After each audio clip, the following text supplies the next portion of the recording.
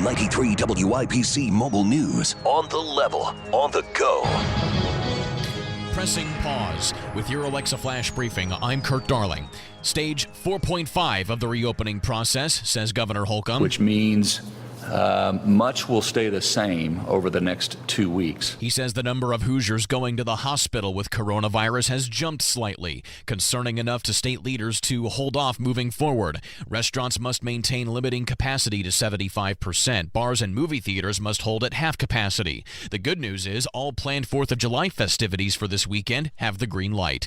In Indianapolis, Madison McGill reports on Mayor Joe Hogsett's plan to reopen the city. Utilizing federal coronavirus relief funds in partnership with Visit Indy. This campaign is called You've Earned It. Hogsett announced a $1 million regional and statewide awareness campaign that will hopefully encourage visitors to take advantage of the reopened economy.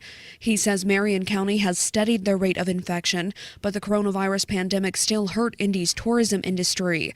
Now Indy has to bounce back. We're back in business. Indianapolis is open again. Madison McGill, 93 WIBC Mobile News. Road rage, what led to a shooting on the east side Wednesday evening. A man shot and killed at East 30th in Arlington.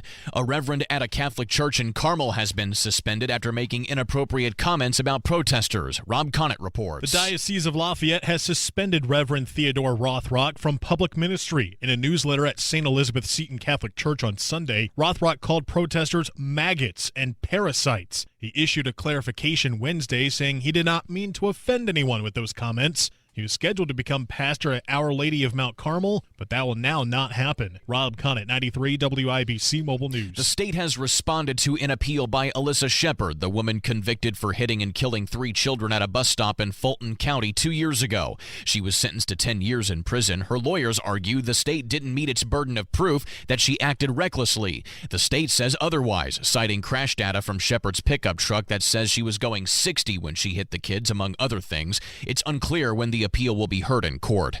Though pharmaceutical companies are working double time to develop a vaccine for coronavirus with the help of Operation Warp Speed, Vice President Mike Pence adamant they are also not short-sighting the fact that a vaccine must be safe as well. There'll be no compromising on the safety of a vaccine. We're going to go through the process. Which means clinical trials first. He hopes they'll have a vaccine ready to go before the end of the year. Using quarantine to their advantage, Indy 11 players and coaches chose to stay together during the pandemic and train for the upcoming season. Head coach Martin Rennie talking to Wish TV. For us in Indy, we've got a really good team now.